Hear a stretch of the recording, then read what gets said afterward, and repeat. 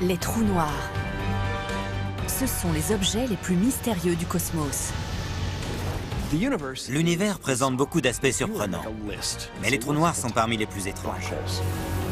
Les trous noirs nous fascinent. Le simple fait de pouvoir les observer est extraordinaire.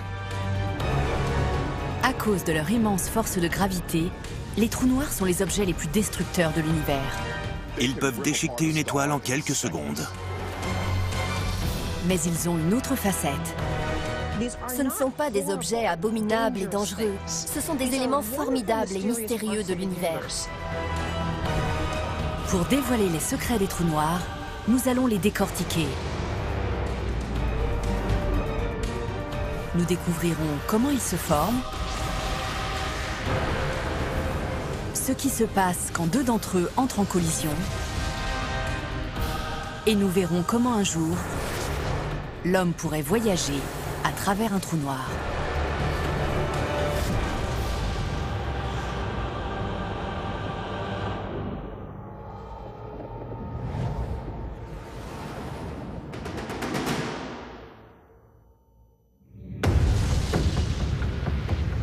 La puissance destructrice des trous noirs est telle qu'ils peuvent engloutir des mondes entiers.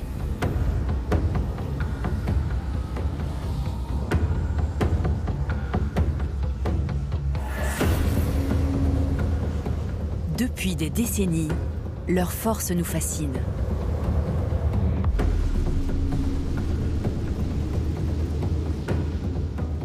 Ils tirent leur nom du fait que la lumière elle-même ne peut s'échapper d'un trou noir. C'est un cul-de-sac. La lumière y pénètre mais ne peut pas en sortir. Se retrouver à proximité d'un trou noir serait terrifiant. Ils peuvent engloutir des quantités phénoménales de matière. Cette matière devient extrêmement chaude. Elle se désagrège et tombe dans cet abîme infini au sein même de l'univers.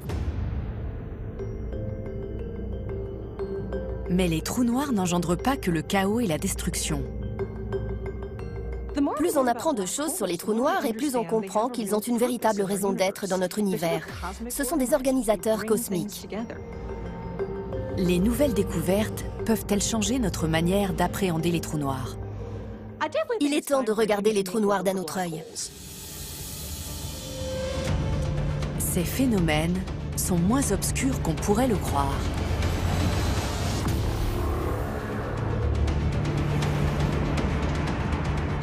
Traversons le voile de poussière glacée qui les entoure.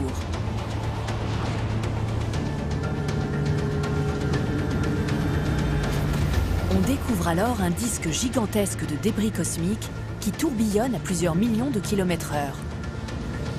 C'est là que le trou noir vient se nourrir. Sa gueule béante engloutit les gaz, les poussières d'étoiles et de planètes. Cette zone délimite ce qu'on appelle l'horizon des événements.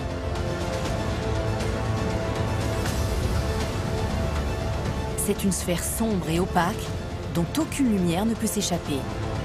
À l'intérieur, les lois du cosmos volent en éclats. En matière de trous noirs, les lois de la physique universelle s'appliquent moins bien qu'ailleurs dans le cosmos. Lorsque vous tombez dans un trou noir, votre vitesse s'accélère de manière croissante jusqu'à atteindre celle de la lumière. Mais on ne sait pas ce qui se passe une fois à l'intérieur. Nous sommes face à un problème que le cerveau humain ne comprend pas, où le temps et l'espace partent en lambeaux et se comportent de manière inhabituelle. Cela va nous forcer à évoluer pour mieux appréhender la vraie nature de la réalité. Il y a encore 30 ans, l'existence des trous noirs était purement théorique. Une simple prévision mathématique d'Einstein. Mais à présent, nous savons qu'ils existent. Voici notre galaxie, la Voie lactée. Dépouillée de ses étoiles, de ses planètes, de ses roches et de sa poussière, elle révèle un sombre secret. Un trou noir supermassif, Sagittarius A.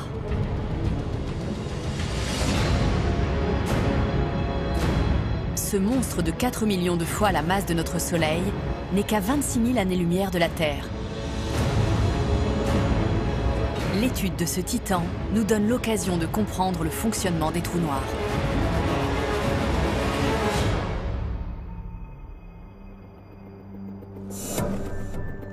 C'est le travail auquel se livrent les scientifiques de l'observatoire Keck, situé au sommet du Mauna Kea, dans l'archipel hawaïen.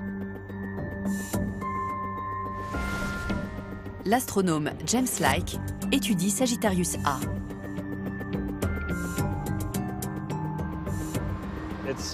C'est très rare de trouver un trou noir si massif aussi près de nous. Les autres trous noirs de densité semblable se trouvent tous dans des galaxies très éloignées. Pour se rendre au bureau, James doit sillonner les lacets d'une piste jusqu'au sommet d'un massif qui culmine à 4000 mètres.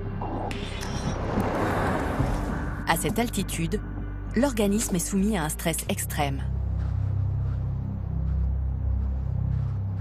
À cause du manque d'oxygène, le mal des montagnes peut frapper à tout moment. On est alors pris de vertige, désorienté, et on a du mal à respirer.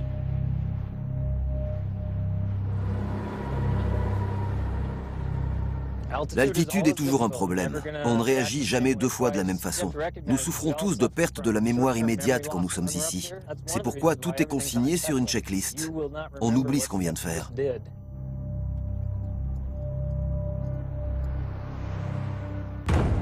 Aujourd'hui, James prépare le télescope de 300 tonnes du Keck pour observer Sagittarius A.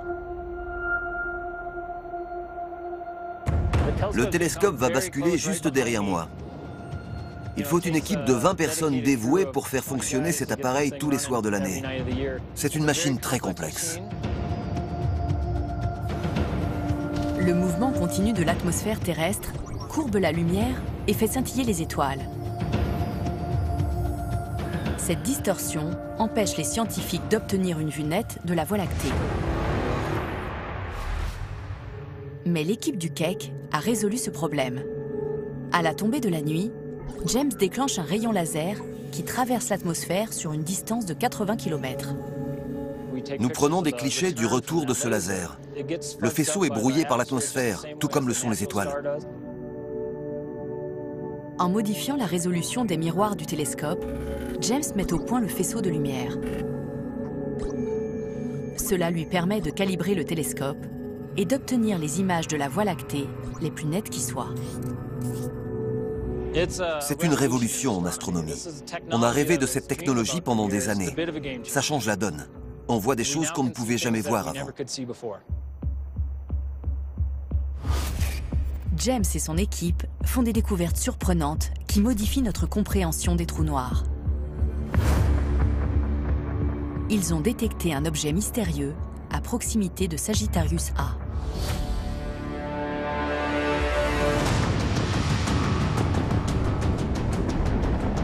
Il s'agit de G2, un nuage de gaz interstellaire qui pourrait contenir une étoile. Son avenir est plutôt sombre. Les scientifiques estiment que le trou noir va expulser une partie du nuage dans l'espace avant de dévorer les restes pour devenir encore plus massif et plus puissant.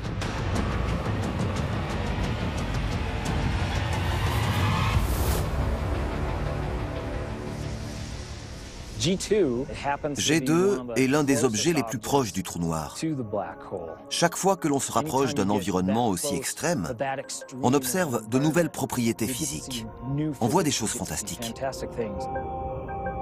Bientôt, l'équipe pourra observer pour la première fois un trou noir dévorant tout ce qui l'entoure.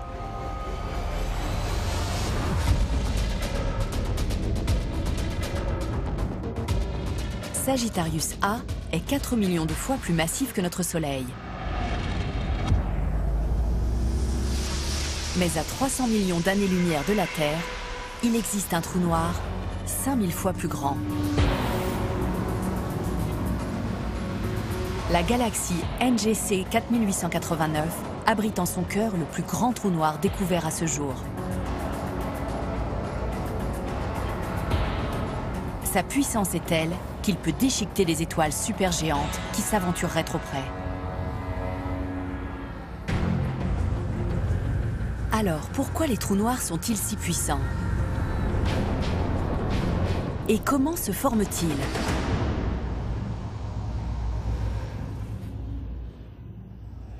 Un trou noir se forme à la mort d'une étoile massive. Il faut une étoile d'au moins 8, 10, 20 masses solaires. Elles peuvent produire des millions de fois l'énergie que produit notre Soleil. En quelques secondes, elles vont engendrer autant d'énergie que le Soleil en une année.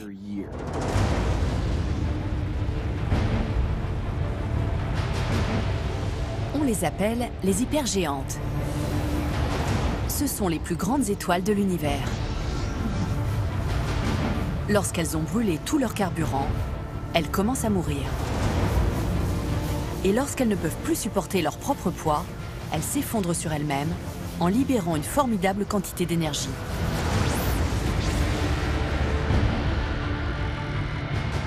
Elles forment alors une gigantesque supernova.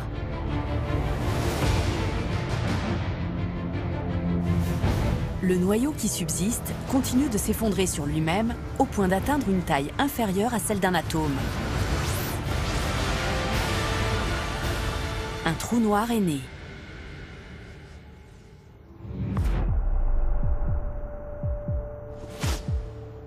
Cet observatoire du sud de la Californie est le lieu de travail d'une des rares personnes qui assistent à ce processus. Doug Leonard chasse les trous noirs. En 2005, nous avons été alertés de l'apparition d'une nouvelle supernova dans la galaxie NGC 266. J'ai donc voulu obtenir une image en gros plan très détaillée de la supernova. C'est ce qu'on a fait avec cette photo. Doug fouille dans les archives du télescope spatial Hubble et découvre qu'avant de s'effondrer, l'étoile était une hypergéante. J'étais très enthousiaste, car c'est justement le genre d'étoile dont on pense qu'elle laisse un trou noir après sa mort. Aujourd'hui, lorsque Doug observe ce point dans l'espace, il ne brille plus. Selon nos théories et nos calculs, il y a un nouveau trou noir ici même. Les conditions semblent parfaites, belle nuit. En dépit de 9 années de recherche, Doug n'a pas trouvé une autre supernova assez grande pour former un trou noir. On est prêt pour le grand show. À présent, il étudie les plus grands trous noirs dans l'univers. Ceux comme Sagittarius A, dont la masse équivaut à plusieurs millions de fois celle de notre Soleil. Les trous noirs supermassifs.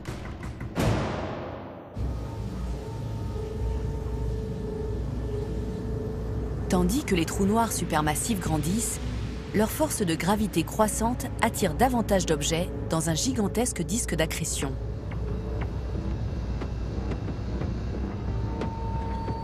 À l'intérieur de cet anneau, les frottements s'intensifient et le disque se met à rayonner. Le rayonnement est d'autant plus vif que la rotation s'accélère.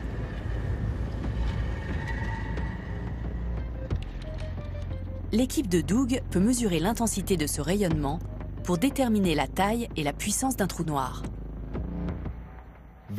Plus la rotation des objets autour du trou noir est rapide, plus le trou noir est massif.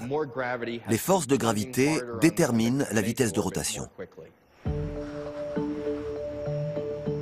En s'appuyant sur cette technique, Doug découvre des trous noirs de plusieurs dizaines de millions de masses solaires. Avec un peu de chance, on pourra appliquer ce genre d'études à des distances croissantes et mieux comprendre la dynamique de tous les trous noirs supermassifs. Les trous noirs sont des objets encore peu connus. Mais certains trous noirs supermassifs font tout pour attirer notre attention.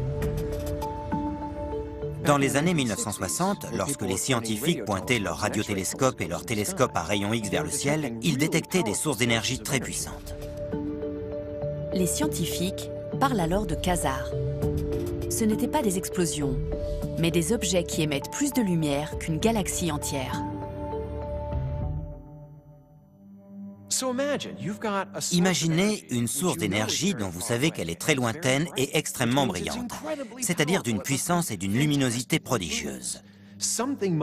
Quelque chose doit générer cette énergie. Qu'est-ce qui peut bien alimenter une source dont l'éclat est perceptible à travers l'univers?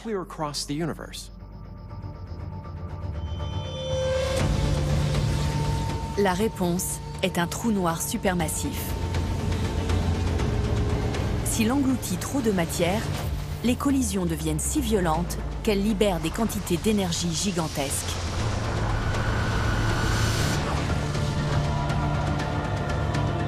Des jets de gaz lumineux sont expulsés à des centaines d'années-lumière dans l'espace. Ceci est un quasar. C'est l'objet le plus brillant du cosmos. Les trous noirs sont des ogres à l'appétit vorace. La majorité de ce qu'ils ingurgitent est expulsée.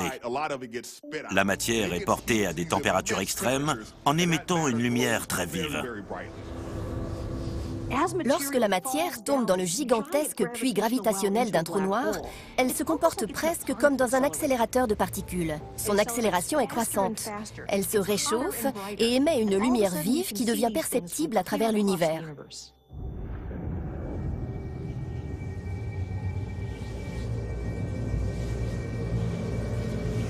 À moins de 3 milliards d'années-lumière de la Terre, les astronomes ont découvert un quasar baptisé 3C273.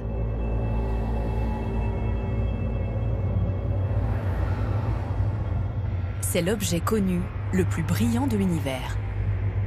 En son cœur, il abrite un trou noir supermassif dont la masse avoisine le milliard de masses solaires. Chaque minute, il consomme 600 fois la masse de la Terre et dégage 100 fois plus d'énergie que l'ensemble des quelques 250 milliards d'étoiles de la Voie lactée.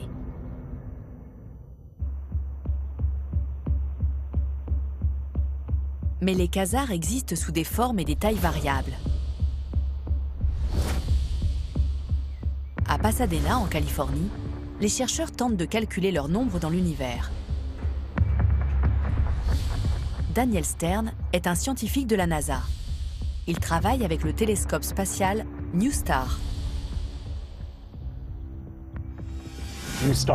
NuSTAR est environ 100 fois plus sensible que les précédents télescopes spatiaux. C'est un atout pour l'étude de ces phénomènes extrêmement énergiques dans l'univers. Les plus gros quasars sont invisibles pour les télescopes traditionnels. En grandissant, leur énergie s'accroît et au lieu d'émettre de la lumière, ils libèrent des rayons X invisibles à l'œil humain. Mais NuSTAR détecte ce type de rayonnement. NuSTAR fonctionne sur la même longueur d'onde que les appareils médicaux qui examinent notre corps, ou ceux utilisés dans les aéroports pour examiner les bagages. On s'en sert pour étudier les trous noirs. En scannant le ciel à la recherche de ces rayons X, NuSTAR découvre des quasars autrefois invisibles. Nous pensons qu'il y a généralement une grande quantité de matière autour des quasars. Cette matière peut cacher le quasar à différentes longueurs d'onde du spectre lumineux, notamment celle de la lumière visible. Mais les rayons X à haute énergie qu'étudie NuSTAR sont capables de traverser la matière. On estime que la moitié des quasars de l'univers sont voilés par la matière. Le télescope NuSTAR n'a pas été lancé par une fusée conventionnelle. En juin 2012, il est placé dans une capsule fixée sous le ventre d'un avion cargo et largué à 40 000 pieds d'altitude.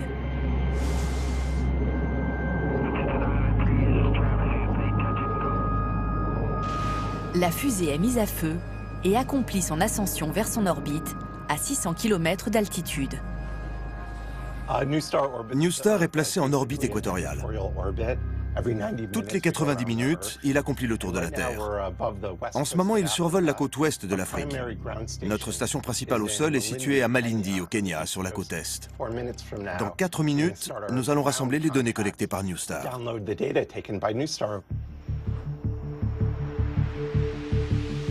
Daniel et son équipe peuvent focaliser les optiques du satellite sur des régions du cosmos autrefois hors de portée.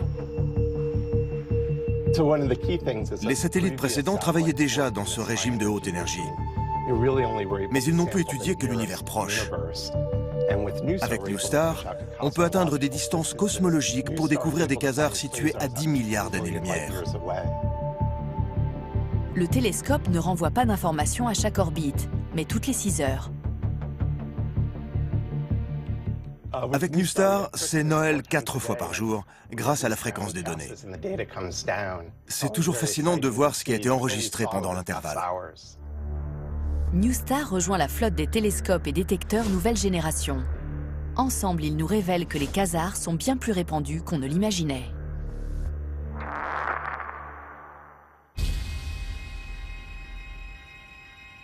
En scannant les profondeurs du cosmos, on découvre de plus en plus de quasars. Pour qu'un quasar se forme, il faut un trou noir supermassif. Et on en découvre par millions. Ces objets sont donc partout. À l'origine, l'existence des trous noirs était purement théorique. Aujourd'hui, nous savons qu'il en existe des milliards à travers l'espace. Alors, pourquoi les trous noirs sont-ils si nombreux dans l'univers? Cela paraît étrange, mais on pense que chaque galaxie importante de l'univers abriterait un trou noir supermassif en son centre. On a commencé à se demander s'il pourrait y avoir un trou noir au cœur de notre galaxie. Avec ses 4 millions de masses solaires, Sagittarius A est un trou noir supermassif. Se pourrait-il qu'il soit au centre de notre Voie lactée?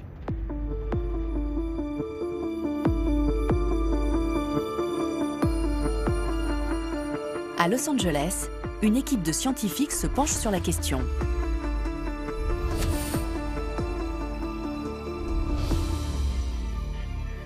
L'astronome Andrea Ghez détermine le rôle de Sagittarius A. Les trous noirs sont des objets très sombres. On ne les voit pas directement.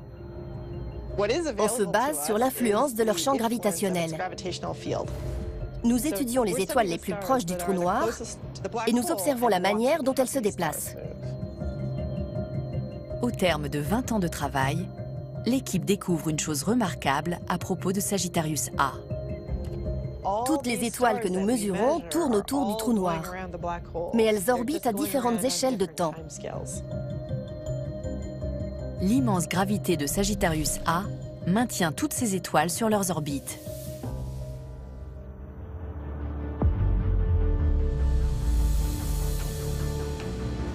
Si on dépouille la Voie lactée des poussières et des gaz, on remarque que ces étoiles ne sont pas seules.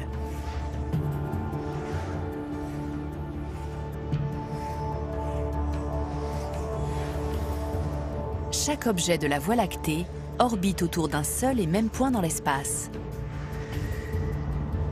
Un trou noir supermassif, Sagittarius A, le cœur et le maître de notre galaxie.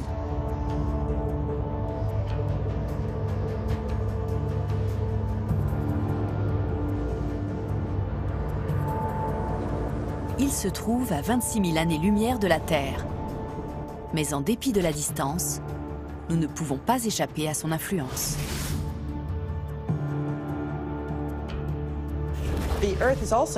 La Terre aussi se déplace à 800 000 km/h autour du centre de la galaxie.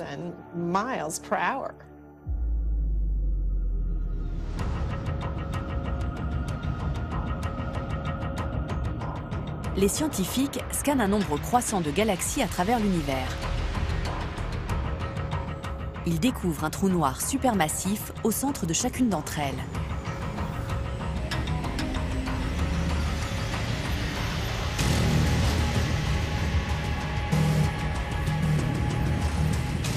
Loin d'être rares, les trous noirs supermassifs sont partout. Il y a des centaines de milliards de galaxies à travers l'univers observable. Et il y aurait un trou noir supermassif au centre de chacune d'entre elles. C'est insensé. Et ce n'est pas tout.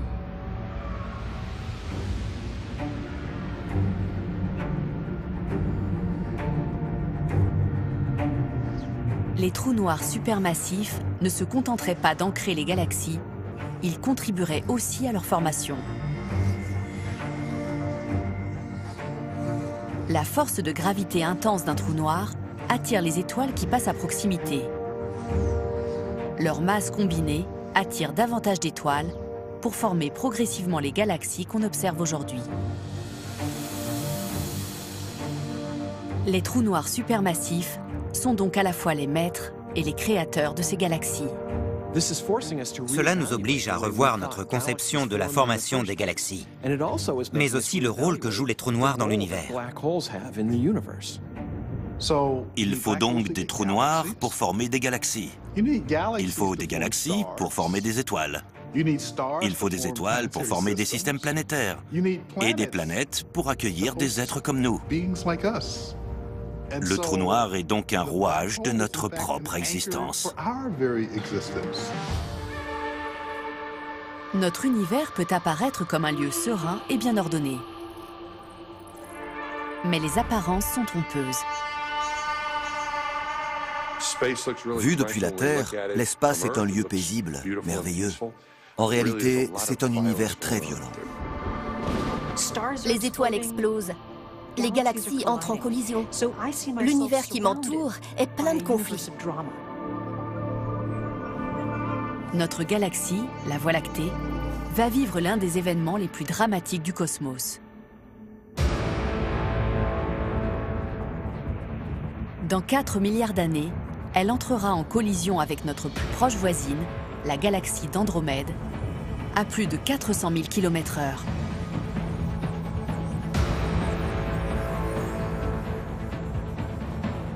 Les deux galaxies vont fusionner en une nouvelle supergalaxie elliptique et leurs trous noirs devraient se percuter.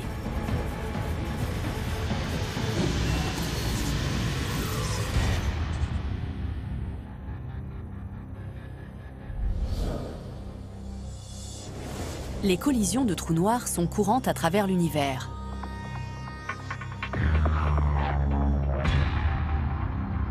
Mais leur nature rend impossible l'observation de ces impacts.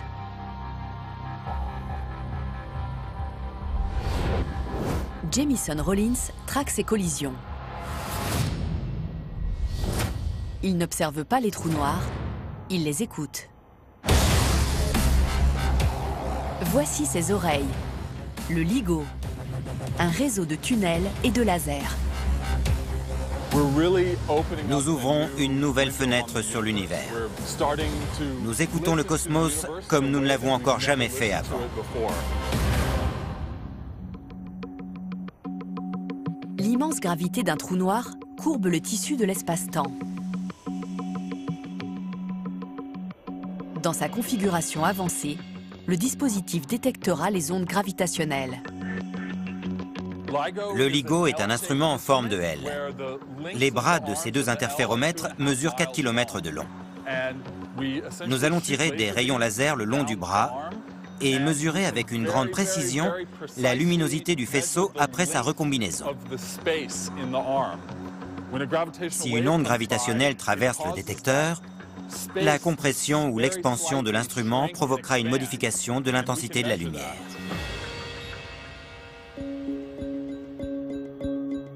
Les variations sont infimes, inférieures au diamètre d'un atome. Ces miroirs ultra sophistiqués vont aider les scientifiques à prendre les mesures. Voici le miroir situé au début du bras qui pointe dans cette direction. Le faisceau laser va donc se réfléchir entre ce miroir et celui qui est à l'autre extrémité. C'est une des pièces les plus importantes de cet instrument. Ce sont les éléments clés de la sensibilité du dispositif aux ondes gravitationnelles. L'agrandissement de la longueur des bras pourrait accroître la sensibilité du LIGO. Mais cela créerait un sérieux problème d'ingénierie. Plus les bras sont longs, plus il faut compenser la courbure de la Terre. Si les deux miroirs étaient très proches l'un de l'autre, leur inclinaison relative serait verticale. Mais en allongeant la longueur des bras, l'inclinaison des miroirs commence à former un angle avec le centre de la Terre. Avec ces bras de 4 km, nous devons compenser l'inclinaison pour nous assurer que les miroirs pointent parfaitement l'un vers l'autre. D'ici quelques mois, Lorsque le LIGO sera pleinement opérationnel, l'équipe pourra écouter le son d'une collision de trous noirs. Lorsqu'ils gravitent l'un autour de l'autre à un rythme constant, on entend une tonalité unique. Mais lorsqu'ils émettent des ondes gravitationnelles, ils se rapprochent, leur vitesse s'accélère et l'amplitude et le ton du signal grimpent jusqu'à ce qu'ils se percutent et explosent. Les sons détectés ne seront que de faibles échos du véritable phénomène. La violence d'une collision de trous noirs est inconcevable.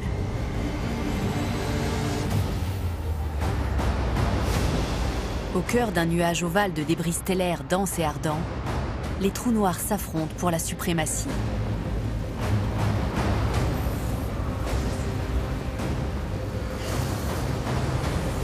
Tandis qu'ils se rapprochent, leur vitesse s'accroît.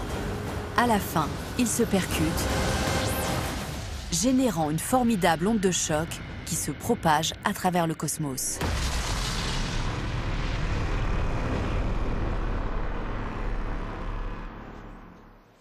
La construction et l'étalonnage du LIGO ont nécessité 20 années de travail. À présent, l'équipe doit franchir un dernier obstacle avant de mettre le détecteur en route.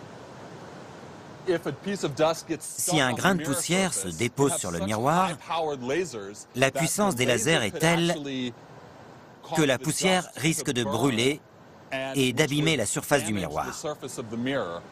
Si cela devait se produire, le coût serait exorbitant, car il faudrait remplacer le miroir défectueux.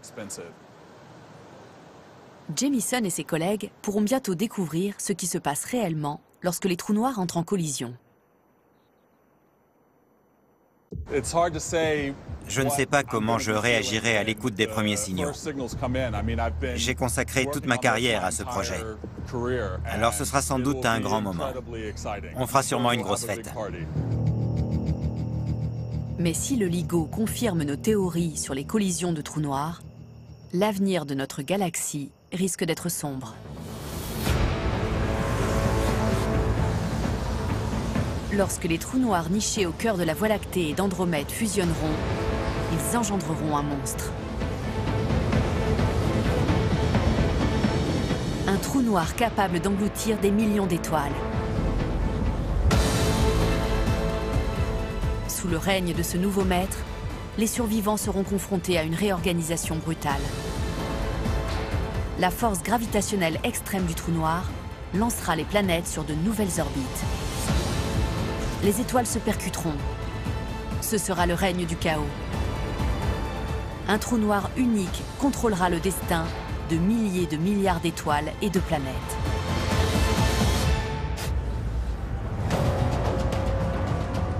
Les scientifiques ont découvert comment les trous noirs forment les galaxies et dictent leur avenir.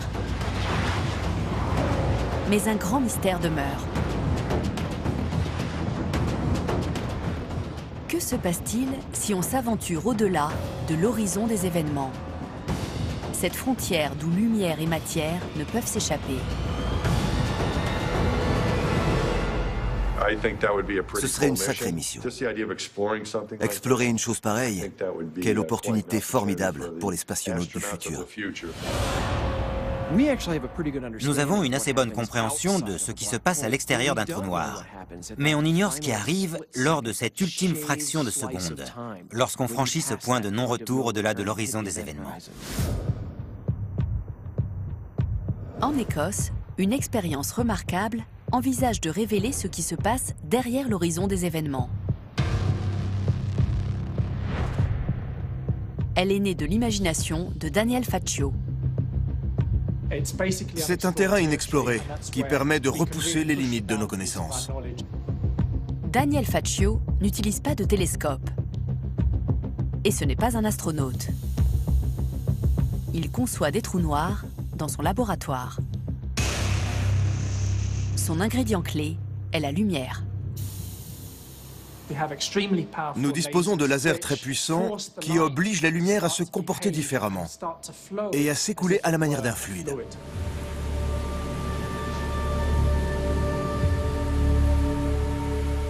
Près d'un trou noir, l'espace aussi s'écoule comme un fluide. Il se dirige vers l'horizon des événements, comme un cours d'eau se dirige en aval. Imaginez que vous êtes dans un cours d'eau et que vous essayez de nager à contre-courant. Vous sentez que la rivière tente de vous emmener avec elle. C'est exactement ce que fait un champ gravitationnel à l'extérieur d'un trou noir. Daniel Faccio concentre l'onde lumineuse dans un étroit tourbillon, comme la matière qui s'engouffre dans un trou noir. Lorsqu'il projette une onde lumineuse vers un de ces trous noirs, quelque chose d'étrange se produit.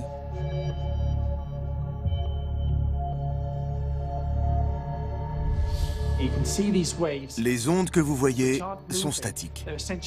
Elles sont figées à la frontière de l'horizon que nous avons créé. Ces ondes figées confirment une prévision de la théorie la plus célèbre d'Einstein, la relativité générale.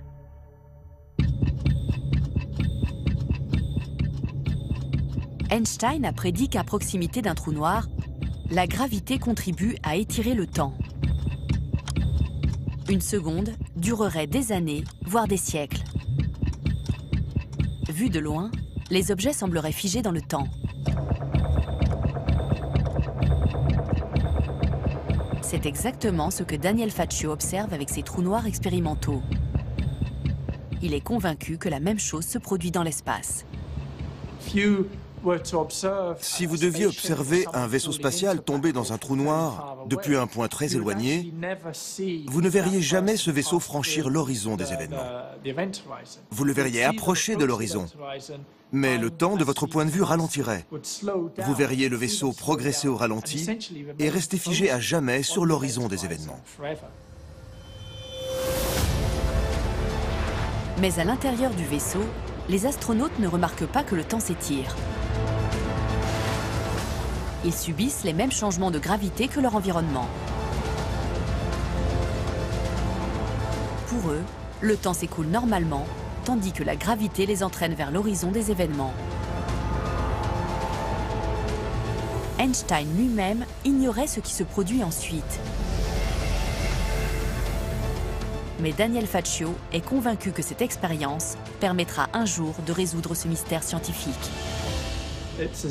Il faut imaginer ceci comme une tranche de la sphère d'un vrai trou noir.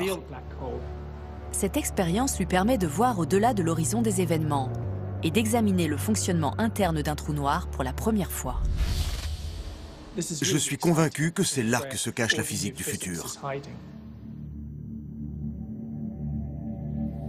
Grâce à ces nouvelles connaissances scientifiques, nous pourrions enfin expliquer ce qui se passe à l'intérieur d'un trou noir. Mais pour l'heure, le mystère demeure entier au-delà de l'horizon des événements. Certains pensent que tout n'est que feu et flamme. Il pourrait y avoir un gigantesque mur de feu où tout est aspiré, entre en collision, puis est vaporisé par une énorme explosion. D'autres évoquent ce qu'on appelle une singularité. Lorsque tout l'espace et le temps convergent en un point unique, le temps s'arrête aussi, ce qui paraît insensé à concevoir. D'autres encore pensent que le trou noir spaghettifie ou étire tout ce qui y pénètre. Si vous pénétrez dans un trou noir par les pieds, la force de gravité exercée au niveau de vos pieds sera bien plus forte que celle exercée au niveau de votre tête. Vous serez donc étiré en un long fil jusqu'à ce que vos molécules et vos atomes se désagrègent. Vous entrerez dans le trou noir sous la forme d'un long filet de vapeur. Les trous noirs défient notre compréhension. Mais en théorie, il pourrait exister un objet encore plus étrange dans l'espace. Un trou noir inversé. Un trou blanc. Un objet qui émettrait en permanence l'énergie et la matière.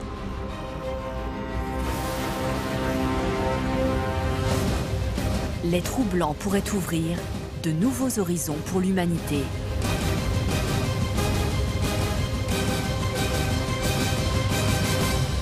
L'une des propriétés incroyables des trous noirs et des trous blancs, c'est qu'ils peuvent parfois se relier pour former un trou de verre. Et lorsque cela se produit, on peut entrer dans le trou noir à un endroit de l'univers et ressortir du trou blanc à un endroit très différent. En substance, le trou noir vous aspire et le trou blanc vous expulse. Les trous de verre ont longtemps été considérés comme le rêve un peu fou des auteurs de science-fiction. Mais aujourd'hui, les scientifiques sont convaincus qu'il s'agit d'entités bien réelles qui pourraient révolutionner l'exploration spatiale. La beauté d'un trou de verre, c'est qu'il nous permet de franchir des distances formidables en un rien de temps. Imaginez que je veuille me rendre de la Voie lactée, qui se trouve à cette extrémité de cette feuille, vers la galaxie d'Andromède, à l'autre extrémité. 2 millions d'années-lumière séparent ces deux points. Même en voyageant à la vitesse de la lumière, cela prendrait 2 millions d'années. Mais avec un trou de verre, on peut courber l'espace pour relier ce point à ce point en un rien de temps.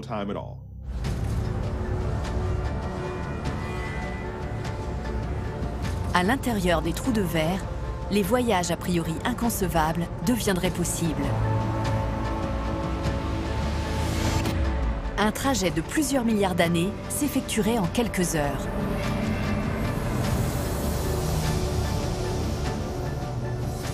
Filant à travers cette déchirure dans le tissu de l'espace, le trou blanc nous catapulterait vers un lieu et peut-être un temps complètement différent. Mais il faudrait surmonter un obstacle technique. Le problème, c'est que dès que l'on pénètre dans un trou de verre, il s'effondre, comme une bulle de savon qui éclate dès qu'on la perce. Certains scientifiques se sont demandé s'il existait un moyen de les empêcher de disparaître. Le cosmos est rempli de particules minuscules, comme les électrons et les photons. Lorsqu'elles interagissent, elles produisent de l'énergie éphémère. C'est ce que les scientifiques appellent les particules virtuelles. Ils sont convaincus que ces poussées d'énergie pourraient provoquer l'ouverture d'un trou de verre. À Los Angeles, un groupe de chercheurs s'attaque au problème.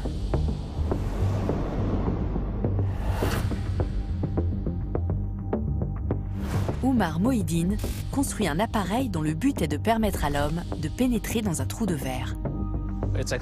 Ce domaine de recherche est passionnant.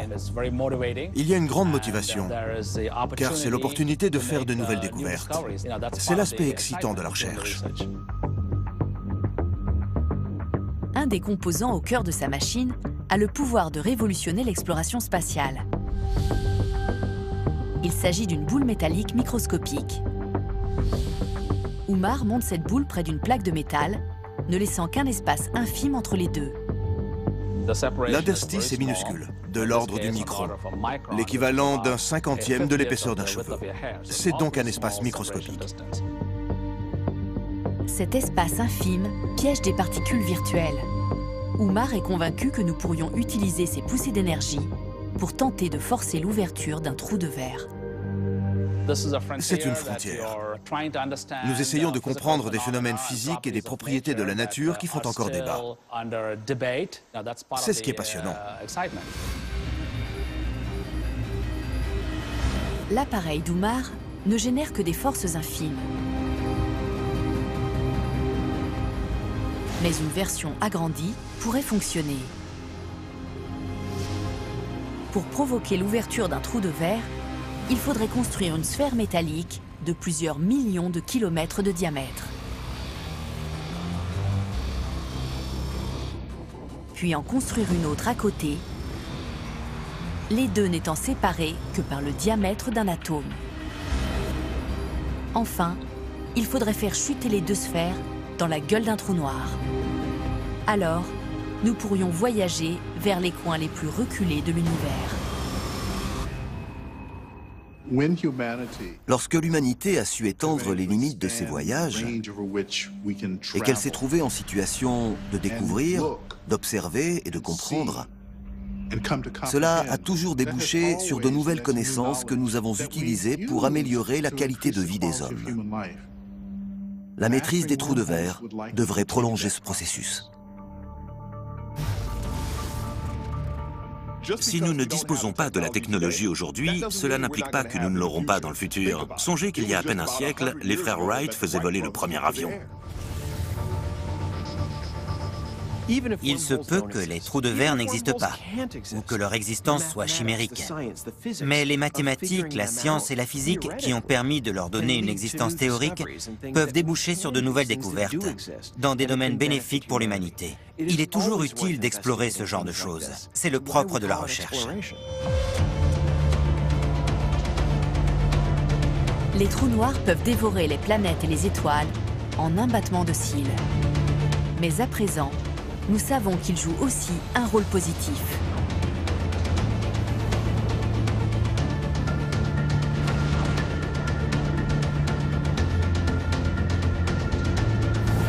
Ils façonnent les galaxies et les contrôlent. Ils maintiennent l'ordre dans le cosmos. Et un jour, ils pourraient nous propulser jusqu'aux confins de l'univers. Au lieu de craindre les trous noirs, nous devrions peut-être apprendre à les aimer.